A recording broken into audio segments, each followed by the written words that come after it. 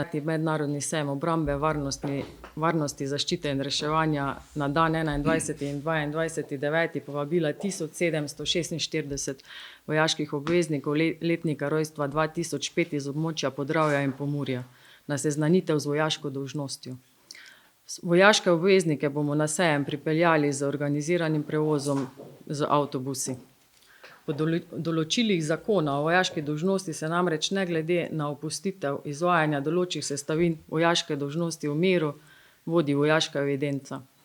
Po vpisu v vojaško evidenco upravni organ, pristojen za obrambne zadeve, seznani vojaškega obveznika z dolžnostmi in s pravicami vojaškega obveznika praviloma v koledarskem letu, ko dopolni 18 let.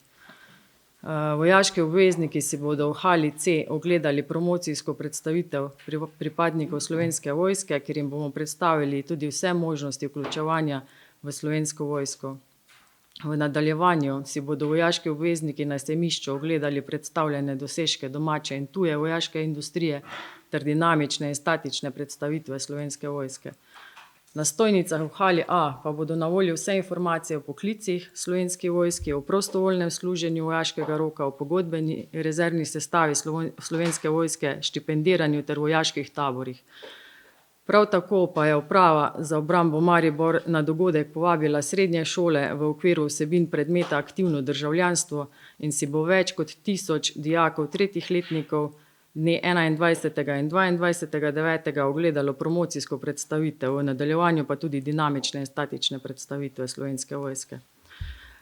V dvorani bo v času programa dnevno do 1200 mladih, vsem bo pa zagotovljen topel obrok iz vojaške kuhinje. Pričetek seznanitev z vojaško dolžnostjo in predstavitve za dijake srednjih šol se bodo pričele omenjena dneva ob 9. uri v hali C. Na koncu pa bi pozvala letnike rojstva 2005, da se v čim večjem številu odzovejo našemu povabilu na ta dogodek, saj jim bomo pripravili vrhunske dinamične predstavitve, prav tako pa bodo dobili ogromno novih informacij o Slovenski vojski nasploh. Vsi dijaki, ki se bodo udeležili seznanitve, bodo dobili opravičila za izostanek od pouka ter toplo malico.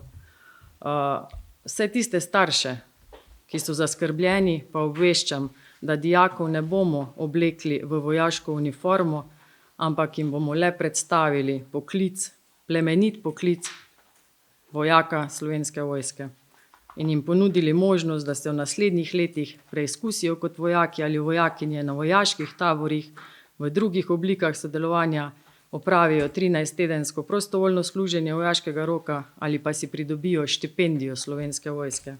Vabim pa vse, da si pogledate našo spletno stran postanivojak.si, kjer boste našli še veliko več uporabnih in zanimivih informacij.